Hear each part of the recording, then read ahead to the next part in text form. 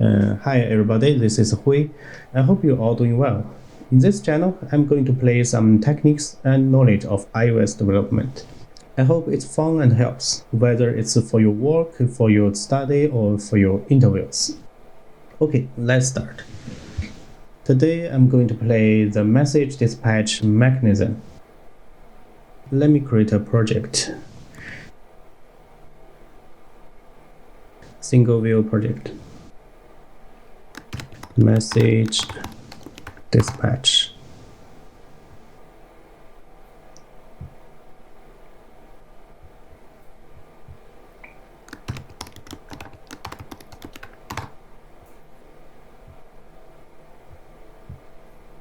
Okay, create. We often heard that the Objective-C is a dynamic language because it's based on message passing rather than message calls. The syntax is a cross between C and Smalltalk, so to say. So what it is? For example, in the square brackets, the left side is the object, the right side is a message name.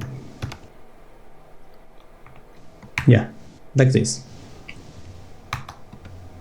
And I create a new class.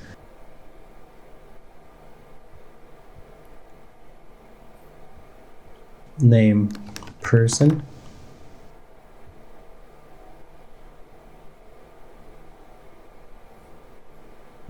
And here I declare a message, void, for example, eat. Okay. I'll jump to. Okay, go to here, implement this method. Void eat. Okay, and print something. Then as log. Print eat. Then go to view controller.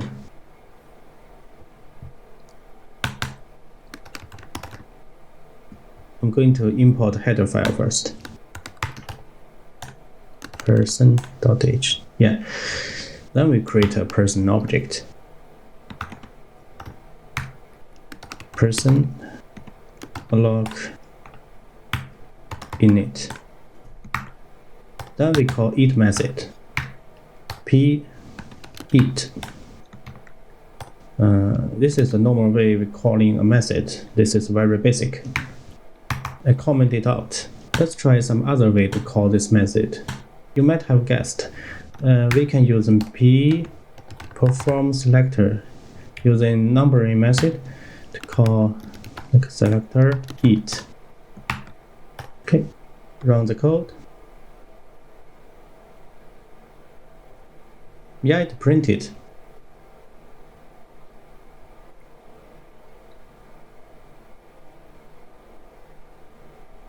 You can see this guy eat pretty good. Let's play something else. Let's play message dispatch. Of course, we have to import another header file. Import objc name message.h.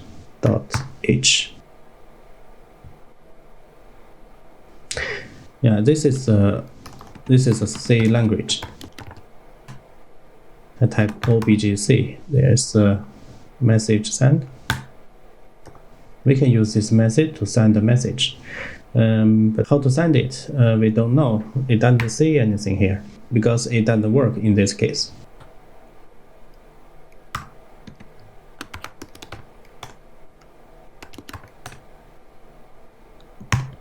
Say, we got a compile error. It got since Xcode 6. Apple doesn't recommend you to use the low-level methods. So what should we do? We can go to the project, build settings, and type MSG, and select this guy to no. Build again. So there's no compile errors. Comment it out. Comment this guy as well. When I type objc again, the first one, it has two parameters. The first one is an object, definitely this is a person in this case. And the second parameter is send the message it to person. Run the code.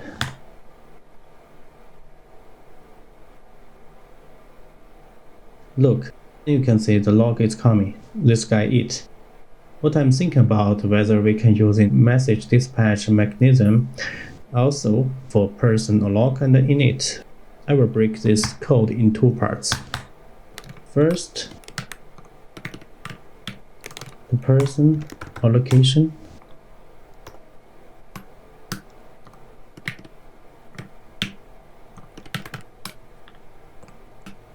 Then I try to send a message from here. P and selector init. Okay. So this line we are going to send a message init. And what's this function returned? Let me see. It's an ID. It means the function returns anything. Okay, let's try the code. I comment this line. Let's try.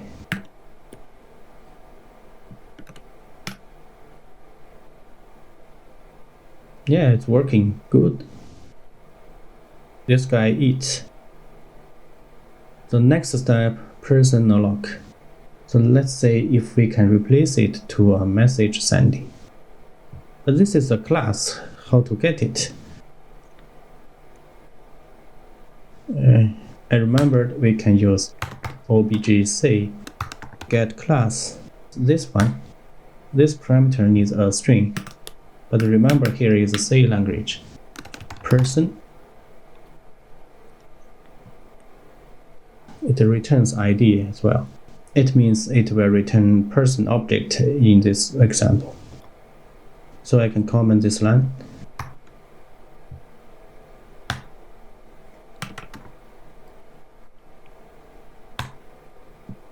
And we use this way to send a message.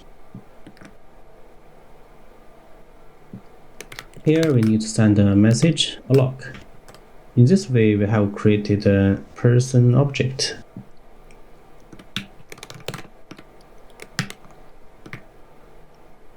Let's try the code. Don't show this message again. Yeah, looks good, it's still working. This guy eat. What should we do the next? Here is a person object, and here is another person object. Let's think about to replace this code. I copy this code to here, and old code I comment it out. This message return person object. And we have this person here and the person here. So we can do the same thing to copy this code and put it here. Okay, comment this line. Now we only have one line code here. Try it. See, it's still working. This guy eat. In this case, we don't need to import this header anymore. But we still can initialize person object. Someone may ask, what's the point? We can write the code in this way because the Objective-C code is all eventually compiled into a runtime code. This is what I said, but did you see it? You didn't see it, right? But you will see it soon. So let's verify what I said, see if it is true. Create a new project. And this time I'm going to create a terminal. Test. Save it to same folder.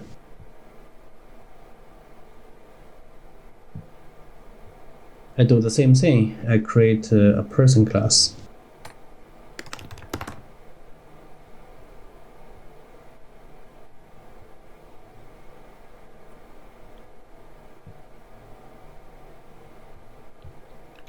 I delete this code.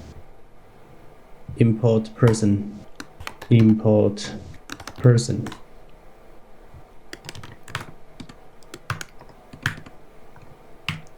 Person log.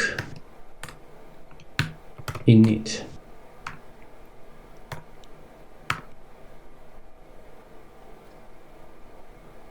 Now I'm to turn this code to runtime code.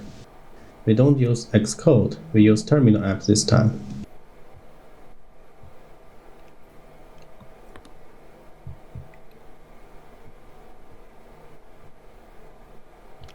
cd, drag this path.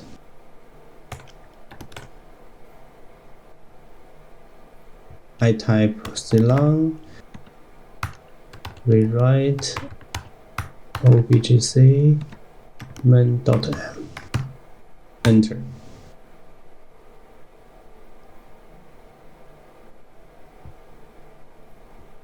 So the file is here. Double click. We go to, we scroll down, it's a huge file.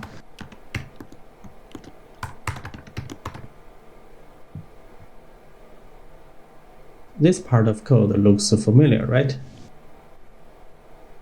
Let's compare these two.